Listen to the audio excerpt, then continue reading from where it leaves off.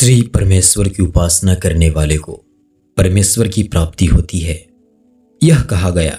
अतः भगवान के भक्त को अंतकाल में परमेश्वर से उनकी प्राप्ति के लिए किस प्रकार प्रार्थना करनी चाहिए, इस जिज्ञासा पर कहते हैं, हिरणमयेन पात्रेण सत्यस्यापिहितं मुखम तत्वं पुषन्न पावृणु सत्य धर्माय दृष्टये।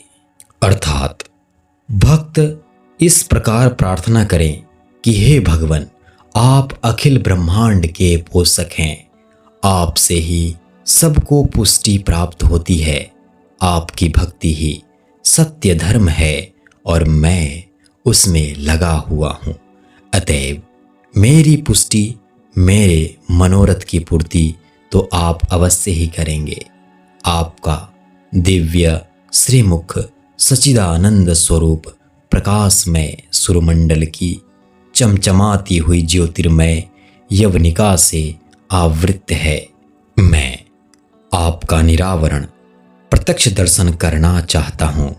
अतएव आपके पास पहुंचकर आपका निरावरण दर्शन करने में बाधा देने वाले जितने भी जो भी आवरण प्रतिबंधक हों, उन सबको मेरे लिए आप हटा लीजिए।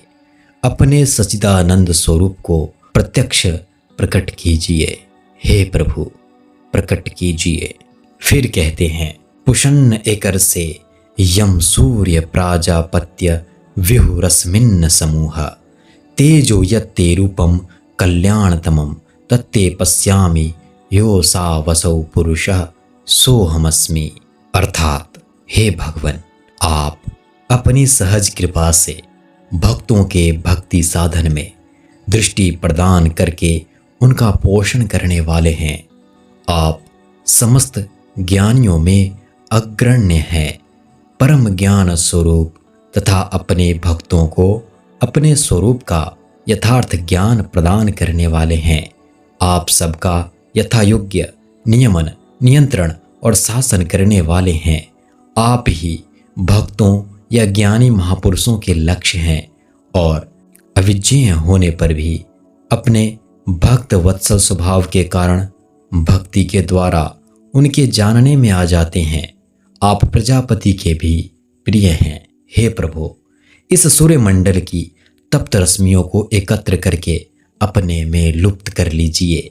इसके उग्र तेज को समेटकर अपने में मिला लीजिए और मुझे अपने दिव्यमय स्वरूप के प्रत्यक्ष दर्शन कराइए। अभी तो मैं आपकी कृपा से आपके सौंदर्य, माधुर्य निधि, दिव्य परम कल्याणमय सच्चिदानंद स्वरूप का ध्यान दृष्टि से दर्शन कर रहा हूँ।